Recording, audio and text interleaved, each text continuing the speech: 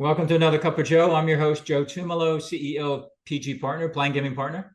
And I am truly honored and blessed to have my wonderful guest, the Godfather of Plan Giving, the rock star of Plan Giving.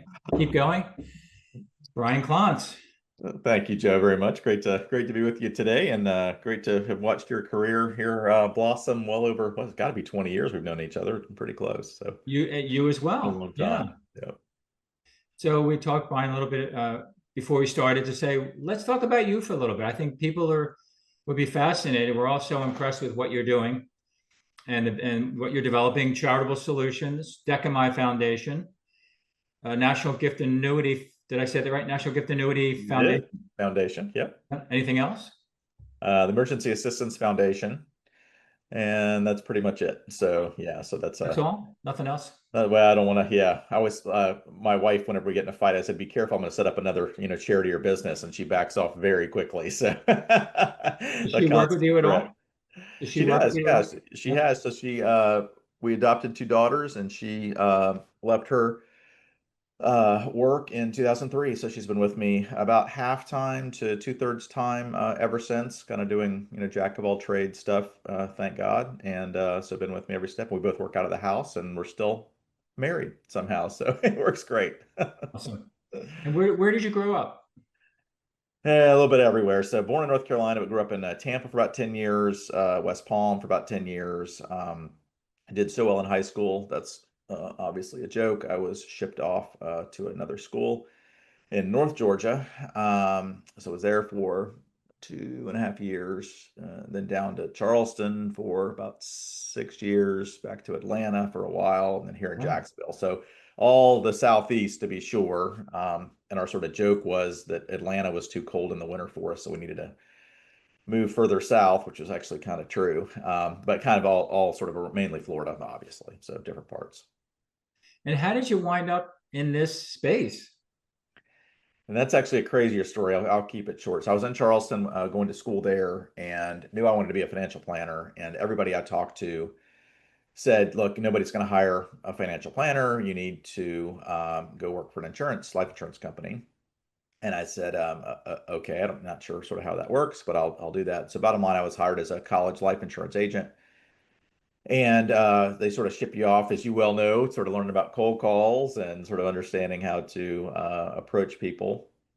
And so did sort of the training for a week, and I'll never forget this as long as I live. I actually built it in sort of a comedy plain giving thing that I do just because it's so weird. But I had the Chamber of Commerce business directory for Charleston. The very first cold call I ever made in my entire life was to the John Ankrum John Ankrum SPCA in Charleston, South Carolina, and called the person. And again, keeping this pretty short, as soon as I introduced myself, he said, "Oh my gosh, I've been waiting for you to call."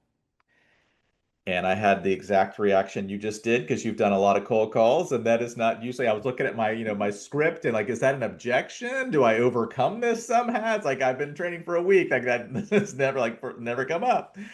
And so I said, okay. I said, would I panicked. I'm like, well, would next week, like at Wednesday at 1 be good, or Friday at 2, whatever. So he's like, no, no, no, we need to meet. We need to meet quickly. And I was like, okay, like when? He goes, can we meet like in 2 days? I'm like, all right. So I got like super prepped by my sales manager, and I forgot half the stuff I was supposed to say. And so I get there, and he says, okay, and I start going through my spiel a little bit, and I was in maybe a minute, and he says, "Now, what is your name again?" I'm like, that's not good. And I said, "I'm Bryan Clontz with Jefferson Pilot Life Insurance Company." And he said, "I am so sorry." He said, "I thought you were Brad Clark with Mutual of Omaha." Listen to this, Joe. Listen to this. He said, "Because I have a board member who's been after me for like 3 or 4 months to have his financial advisor come into a planned giving talk for our SPCA board. I agreed. He's on the agenda in like 2 weeks, and he won't call me back. I've never met the guy. He just said he was going to come and do this thing for like 15 minutes." And there was a very awkward pause. It's like, well, all right, so we complete misidentification. I'm sitting here, I was 21 years, and I said, "I don't know what Mutual of Omaha can do, But in 2 weeks, I said, that's like 13 more days than I need to cram anything because I can cram everything. And I said, if he doesn't call you back, I'll do it. And there you go. And that Oh was my it. The God. very first cold call I ever made in my entire life ended up being a plan giving 15-minute presentation. I was horrible, horrible, horrible. And at the end, kind of the funny thing was he said, the board kind of liked you. This was like the next day. He goes, the board kind of liked you. Can we like hire you to help like consult with us on like setting something like this up? Because we have, people like pets and we have all these donors and we're missing opportunities. And I'm saying, okay. And so he asked me point blank, he's like, what's your hourly rate? And I said, well, I sell stuff, I get commissions. He goes, yeah, we don't really like that. So we just want to do like an hourly rate. And so I'd been working for the local minor league baseball team during college, and I was making $6.50 an hour. And so he said, what's your hourly rate? So I'm like on the fly, like a total idiot. I'm like, $8 an hour if you want the Clontz big guns to come in here to do a full, 12 cylinder blanket. And he's like, okay. So, and that was it. So I ended up working with them. And then I ended up getting, I think, five more clients at, I think my anchor was at $11 an hour, by the way. I got them up to 11. And what year is this? Excuse This me, was what year? 1993. Yeah, February 93. 1993. And you're And 21? 21. Oh my And so God. I just turned 22 actually that spring. And so I did that for like a year and a half, made no money, horrible at sales. And after that period, I'm like, you know what? I love it. I love it, love it, love it. I did one or two cases, not my clients, but one or two cases where other agents had charitable cases. And then all of a sudden I was the charitable expert. I had done zero, but I just knew more than anybody else did. And so I'm like, this is all I ever want to do. And so left Charleston to go to Atlanta to then start working full time on the charitable side. So did that for 10 years. So that's a much longer answer than anybody want to hear. It's But that's how great. crazy this world is, right? I mean, it's just the very first cold call I ever made in my entire life. And this is all I have ever done. I mean, just you cannot make that up. Just absolutely crazy. It's a great story. That's It's so an cool. amazing, even for me, I'm like, it's crazy. It's just absolutely crazy. But I had a blast doing it. Again, I would probably be sued for malpractice if anybody looked to see what I had done when I was starting some of these programs. Like, I don't know, let's try this, So anyway, but then I went to Atlanta. I worked with United Way there to start their program, and then Boys and Girls Clubs, and then Community Foundation. So I worked with charities on their side for about 10 years before setting up Charitable Solutions. Now, were you an employee or a consulting Employee. contractor? Yeah, employee for Employee. all of them. Yeah. Okay, that's cool. And then, so how did you make that transition from that to, I mean, because what you do, how many people or how many companies are there out there or have there been out there that do what you guys do? I can't imagine there are that many. I mean, I know a couple, but Yeah, not really. I mean, it's so I guess there's sort of two things. One, I always had sort of an entrepreneurial bent. I still did some things on like two or three things on the side, even when I was working with charities. I had a fee only financial planning firm for about 6 years and did some other kind of stuff. So I always was really interested in sort of the entrepreneurialism, and for some weird reason, I don't know why, I've always been super, super focused on managing risk, which sounds, super boring, but it's like all these things that could be happening if somehow risk could be managed. Gift annuities, non-cash gifts, all these types of things that I sort of I didn't really keep a notebook. I wasn't that formal, but like over time, like, okay, that's interesting. Charities don't take this thing, or that's interesting. Charities don't do this. So I had sort of this list of, I think at what time maybe 12, 13 different ideas going, this seems to be a need in the field. And so how could that be structured? And so I got to the point, I'm like, okay, I at that time I was 32. I'm like, if I'm ever gonna make a run at this thing, like kind of now's the time. And so left the community foundation, which I loved, loved, loved. My boss was unbelievable. My team was unbelievable. Just loved it. I could have been there a long time, but I'm like, if I'm going to do it, now's the time. So that was basically it. And so the idea, much more sort of at a macro basis, is rather than having individual charities doing individual things, taking the risk, building out capacity, having staff, and maybe not having the volume necessary to make that efficient at all. Or they have a whole lot of volume doing that thing, which then is going to create risk, right? Because you do 100 of something, something's going to blow up. And so the idea, which was not very clever, frankly, was, well, that's weird. Why have 100 charities doing, three gift annuities each, or 100 charities doing, four real estate, donations each?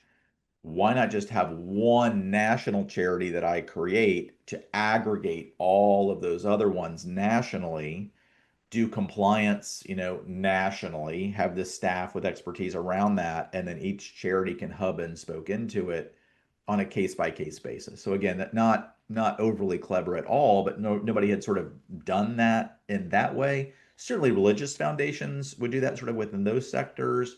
There might be some other sort of around the edge charities doing that, but I didn't see any sort of national umbrella specializing in particular type of risky donations or compliance, things like that. Like ELCA would be, is that an example of Yeah, religious yeah, right? exactly. Yeah, sort of any And kind of church. national group, National Christian Foundation, certainly. Yeah. Many state, the used to be the Baptist Foundation of Texas as an example. So you'd have many cases, those types of sort of national groups, but it was obviously specific to their, it was for Lutherans in your example with ELCA, Mhm. and that's great, and they do a great job. But then I said, well, why not, why have sort of these niches? They need to for obvious reasons, but I was like, well, we can just have, completely agnostic as to if it goes to Lutherans or Baptists or University X or Girl Scouts or a community foundation. We're basically, again, sort of agnostic processors to help what I always say, great donors with great assets wanting to do great things. We can help sort of lubricate that whole process. And it just, yeah, but like, how would you even know where to start with something like that? And if it's all about risk, so you're a risk taker, generally your personality, you've taken a lot of risks in your life. Well, this gets even weirder. So, and I think you know this, and I think we're going through this in our, economic time right now. People are like, oh, from a job perspective, I want conservative, I want to work for government. I'm making that up, but you get my point. It's like that's a lot more risky than people think. So, being an entrepreneur, as you are, has lots and lots and lots of risk. But it also has lots and lots and lots of security. And a lot of people sort of don't see that side. So I definitely would be sort of a risk taker. And this is going to sound super geeky, and I don't actually do the equations, but it's more sort of mathematical risk taker. Mhm. It's kind of like if you're a casino and you're like, look, I know I'm going to lose, 48% of the time. If you are the casino, not the better. If I'm the casino and I'm losing 48% of the time, mathematically, as long as I get enough people betting, over a long enough period of time, there's actually no risk. There's zero risk.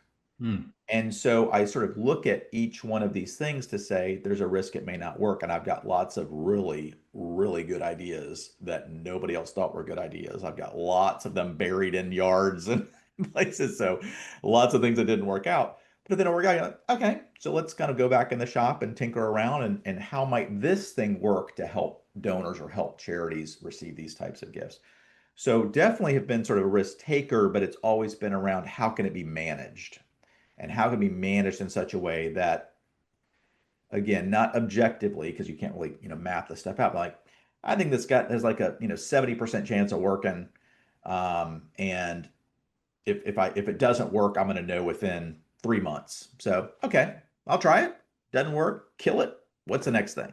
So much more in sort of that theme, I guess is the best way to think about And did it start with Decamai Foundation? it. It did. Yeah, it did. And So did, it yeah. did. And technically the National Gift and Charity Foundation. So I had six or actually probably seven or eight, again, really good ideas that I had on paper when I think the market will appreciate these things. And had lots of conversations. Oh yeah, yeah, that'd be great. Oh, great, And in life, Joe, and I'll say this maybe for the recording, if you have a really good friend who might be going out, professional or personal to do a business, don't sugarcoat stuff to your friend. Say, that's a dumb idea. I wouldn't, pay you to do that. That would actually be, I mean, honestly, what a good friend would do. So I had a very good network in particular with community foundations at that point, and my peers nationally. And I kind of like, oh, what do you think about this? Oh my God, that'd be great. Oh yeah, we'd definitely hire you to do that. I'm being a little bad here. And then I said, okay, I'm leaving my safe job that I got that wonderful little white envelope every 2 weeks, which I should have appreciated much more. And then I called them all. I go, oh yeah, yeah. Well, not for us. That probably would be good for us. Or oh, you need to check. You need payment for this. Well, yeah. Well, no, I will pay you for that, but we need to wait till the next budget year cycle. I'm like, I need to make my mortgage payment like this month, you know. And you So have kids? Did you have kids growing up, like young kids at that point? kind of, yeah. So we adopted, Oh, and so that's our yeah. first child, and this again, my sort of risk management, which didn't work, I'll tell you now. So we adopted this gonna be about a 1 year process. So I thought, hey, I've done this for 10 years. I've got this great network of friends, and they were friends. But friends like, oh, I'll hire 3 minutes after you leave your job, I've got my checkbook ready to go. And we'll get you, rocket shipped right off the line here. I'm going, oh my God, this is great. So my idea, Joe, was I said, I need a year. So we knew when our first daughter was going to be coming, and I said, okay, I'll leave now. I have a 1 year runway. My wife was still working. She worked at a rehab hospital doing media relations and sort of nonprofit sector too. Hmm. And she was going to keep working. I'm like, okay, this is going to work great. So she'll keep working, for the year. I'm ramping up for a year. Everything in life always works perfectly with the baton toss, which of course it doesn't. And then she was going to stop working, which was very known to me when I when I left. So I'm like, okay, I gotta grab that baton after a year. And so that was going to be the idea. And so literally, I'll just say this. So I left January 15th, and that's when I started Charitable Solutions and National Gift Me Foundation, January 15th, 2003. And our daughter ended up coming the next January. I didn't earn $1. Like I didn't get a dollar to put in the bank until I think it was September 22nd of 2003. So it was about 9 months, which was about 7 months longer than my grand plan, to be sure. And so it was beyond scary, just like it would be, for you or anybody else. I did not have sort of an anchor client because what we were doing really didn't exist in that form. Yeah. And so, long story short, it was where 7 or 8 of the ideas that I thought were great, that all my friends thought were great, 4 of those ideas, nobody's going to pay for, like just at all. And so I killed those. The other thing, which I think is important too, because a lot of people still think this, because I thought this, my idea, which was perfect, was not to work with the really, really big charities. It was to go and say, if it's, XYZ Ivy League University, they probably have tons and tons of people who are a lot smarter than we'll ever be, working on all these things, super sophisticated. So, what would be the university that would be like one under where they would have all that kind of capacity? That was my idea, and it was brilliant. And so it was to come under sort of what is that next tier that needed to supplement what they were doing, and then we could aggregate at that level. We did zero, zero in that space. The weird part, which I learned not quickly enough, was right now we work with probably 90% of our work are with the top 50 charities. It's the complete opposite of what I thought Really? would be the case because they have massive risk issues, Huh. massive. And Interesting. also, they have lots of, which I love, they hate, corporate sludge. So they can't get stuff done in a week or 2 weeks or a month. Generally speaking, I'm speaking on behalf of, hundreds of charities. They just can't. And so then I realized, wait a minute, it's our risk appetite, decami, nobody can pronounce it, nobody can spell it, and nobody knows what it means. How'd We you have come up with that name? it's Greek for to graciously receive. Huh. So we thought that was a clever story to tell until you have to tell it, and this is not a joke, about 8,000 times. You have to pronounce it, spell it, and explain it. It's a little less clever each time you do it over 22 years. But I digress. The point is we Try have not to laugh. exactly now now it's 18,001 time. But the issue is that nobody has any knowledge of who we are. Nobody graduated from us. So we have zero reputational risk. Zero, because nobody knows us. We have no deep pockets because we don't manage anything that's liquid. So now all of a sudden we can be super, super nimble. I've got a donor who's unbelievable. They have to have this done by Thursday. We'll go, okay, gift annuity, crypto, whatever it is. So that was a huge miscalculation I made, huge, even after thinking about it for years and years about what sort of level of client to work with. So I kept going to that. If there, let's say 10 tiers of charities, I kept going after that second and third tier, over and over and over and over. And none of it worked. And I had to switch going to then the first tier. And that's sort of all we live in pretty much now. Well, but the gift annuities you're doing for the small, I You'd know I be report surprised. to my clients. You'd be surprised. So for your clients, and we love working with them, do not get me wrong. Love, love, love, love, love. Most of our assets, believe it or not, are the biggest clients that aren't registered in certain states. Okay. It's University of X in the Southeast that's never going to register in New York. They're never going to register in California. They're never going to register in these other places because they don't have enough volume to warrant registering. But I would bet half of our assets, if not more, are from the huge charities that do more gift annuities than we do every year, but they don't want to work in those cases. Or they're very big charities that have, working on 3 right now, they're over $5 million each, Oh my that are God. like, this is too big for us to handle. Can you guys sort of take this on as an example? So Wow. even the perception is that we only work with small ones, and we do, and we love them on the gift annuity side. But just to give you some perspective, gift annuities we raise, we do about 250 a year to 300 a year. They're about 100,000 each, so that's about $25 million ish, 25 million a year coming in with gift annuities. Our non-cash side, and will be over this year, will be well over $1 billion. So gift annuities are about 2% of what we do overall, and maybe half of the 2% are from small charities, which means 1% of everything that we're raising are from small charities. We love them. We'll do it all day long, And but you do that's it well. not our core sort of market. Yeah. And we're wrapping up on this is so it's a two-part series we're doing. Sure. This is Sure. part one. I two questions. The $5 million gift annuity. Somebody has that kind of money. Why would they do a charitable gift annuity? That is a great question. That is a great question. So in 1993, when I sort of started this, I was going through the CFP program, and you sort of look at what, charitable vehicles and charitable trusts, and it wasn't a law, but it felt like it was a law that people would say back then, if it's $250,000 or more and they want a guaranteed life income, you do a CRAT. That is what you do. I mean, that's what you have to do. I don't know who made that up, but that's just what you do. If it's less than $250,000, you do a charitable gift annuity. That's just what you do. And then what happened was the late 90s, tons and tons and tons of big charitable remainder annuity trusts were being created.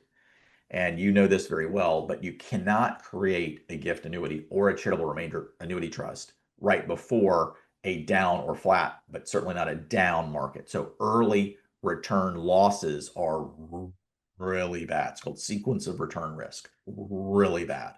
The point is that every attorney back in the late mid 90s, crack at 5 million. I mean, that's what they would do. And then you fast forward to 2010 to 2015, they're all exhausting. They're running out of money. All of them. The only way that you can make it up is a super early death. That's the only way that you're going to have any money at the end. The point is, when are those running out? Kind of a joke, not really. It's grandmother's CRAT that was direct deposited. She's in assisted living, maybe not super lucid.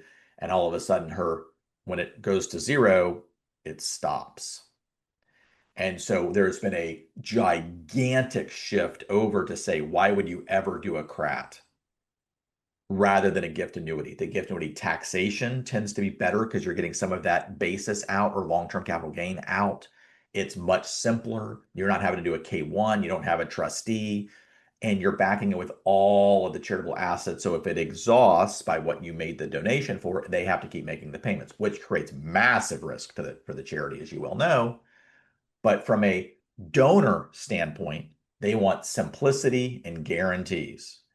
So as soon as all these started happening in 2008, 10, 12, I don't think I've seen a CRAT over $1 million, like literally in 15 years. Hmm. I'm sure they're happening. I've not seen one. We are seeing, probably in the last 10, 15 years, maybe minimum 30, 40 gift annuities over 5 million, minimum. Wow. So it's just a completely different. And also, many of them are thinking, like, what's the nut? And so I'm an actuary, at least academically. And you learn very early on the surviving spouse, 77% of the time, is going to be the female. So you have the husband going, I'm likely going to pass away.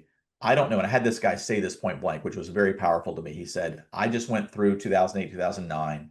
He said, I know I'm going to die first. Odds are good. I'm going to die first.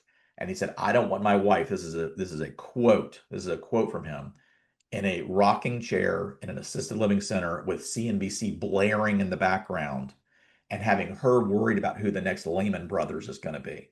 That was his quote. He Hmm. said, I want her to have, in this case, it was like 300,000 a year. That's pretty chunky, but that's how much these assisted living, you get it. Yeah. He said, and I was going to leave all this to charity anyway.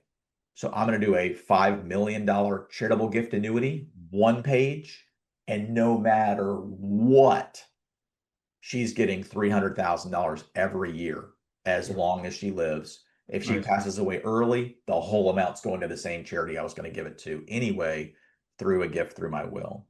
And so that kind of thinking about sort of what is this nut amount, Hmm. they can design that relative to the gift annuity. So that's what we're seeing, very high end donors that again, the perception is that it's all, people with $100,000 or less kind of deal. And that's not what we see. The largest one I've ever worked with, we didn't do it directly, but worked with a very large charity, 53 million that they did one of S Corporation stock to a gift annuity, 52 million. And I think Yale had one that was like 84 million on one donor Oh who my just kept God. doing more and more and more just himself. So these could be Wow. very, very big. Yeah. Incredible. Most people don't realize that. Good stuff, Brian, as always. Sure. Thank you. Sure. And so there will be a part two, but can we do a quick commercial? I refer clients that don't want to handle charitable gift annuities like we Mhm. discussed, right? I'm not dealing with the big ones. They don't need me, but the mid-level donors. So correct me if I'm saying this incorrectly, don't ever, if a donor says, do you do gift annuities and you're not set up, don't say no. Right. Say one moment, please, or a couple moments, please. I'll get back to you and call the awesome folks at, well, Charitable Solutions or National Gift Charitable. Annuity Foundation. And Yeah. That's it. Yeah, Charitable Solutions. We had one that popped up this weekend that somebody said, "Hey, they want to do a gift annuity for $43,000," and we said, "Okay." And they're like, "How long does this take?" I was like, "Today." So we'll have it done today. Had nice. another one. There's a cryptocurrency thing that popped up. They don't take in cryptocurrency. We're able to do that, or refer to other places that might be better. But anything, what we always get back to is exactly what you said, Joe. Is they're a great donor with a good asset wanting to do good things. And you all know, everybody's like, oh, that's kind of fluffy. That's not fluffy at all. Every single one watching this knows exactly what a good or great donor is. It's not somebody shopping it around like, I don't care what your charity does. I'm just trying to get rid of this thing. That's not a great donor. The thing that they're trying to get rid of, is that a good asset? Timeshares, no, as an example. And then are they wanting to really do good things? I'm hoping that this thing will come over here and have this kind of impact with your organization. And so our whole model, we got 28 people within Charitable Solutions, which include Decami and National Gift Unity Foundation, are to work with those donors exactly like what you said, Joe, that say, I'm trying to give this here and I'm getting locked up. They can't do it quickly enough. They don't want to do it at all. And so rather than, your clients and others sort of biting their lip or holding, biting their tongue, whatever, um, and saying no, we're like, don't say no. Every dollar that comes through us was referred by charities who are declining the donation. And we've been able to take in more than 5 billion in assets, 5 billion that were otherwise declined. Otherwise, we would not have received a referral, exactly like the model that you said. They want to do this thing. We can't wait. There's this weird specialty group that in this wonderfully specialized world just does this thing. And you don't charge a lot, right? I mean, No, I don't think so. percentage Depends on who person. you're asking, right? But so typically, our average non-cash donation, we do roughly one per day. It's about 4.5 million. We charge about 1.3% on average there. And then on gift annuities, we charge 2% all in, all in, all in. So that's everything, investments, custody, actuarial stuff, loss reserves, operating, everything. And that is charged at 0.5% each quarter on the balance. So the key point is the charity who's referring it over never pays us a penny for anything that we do. It's coming out of the gift itself as we go or at the time of settlement, liquidation if it's non-cash, and then they're getting the net. So on the non-cash, we'll do roughly $1 billion this year. If it holds with the average, let's just say 1.5% to keep the math simple, then 98.5 cents on the dollar is then going out as cash as an advised fund grant to the charity or charities that the donor was trying to make the gift to in the first place. So we're just a giant flow through for charitable remainder trusts. We can be trustee, retained life estates, all these types of things that many charities, to be blunt, I'm biased, should not be doing. I don't know how a trust works, but yeah, let's be the trustee. It's like, no, no, no, no. I don't think don't jump into that end of the pool, or, gift annuities. They can't be that bad. Let's register in New York. Like, okay, may not be a good idea. Good luck. So we're able to help them again as an aggregator, as a partner, to be able to help capture the gifts. You do well. And how people get in touch with y'all? Just go to our website, so charitablesolutionsllc.com. They can certainly call me. Unfortunately, I'm very Googleable, and just reach out, and we can get you to one of our specialty team members. Our team is unbelievable. Many of them, but we have national experts in various areas. So crypto, CRT for cryptos. We've got a person that does that. Real estate for CRTs have that. The CGA side, the crypto side, the real estate side. So we've got people within the team that specialize sort of in their lines of work or lines of business. And the great thing, which I love, I mean, every day is a new day. We get 8 to 10 referrals a day. We complete one per day, so a lot we don't. But a lot of the things that you as charities may be saying, like, oh, I heard we did one of these like 3 years ago, or this came up 3 years ago. This may sound obnoxious, but it's probably true. In a week, we're seeing 50.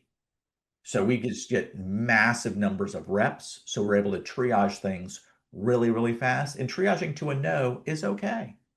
Donors just want to know, is this possible? What are my tax implications? I don't want to put my attorney or CPA on the clock to, noodle this through.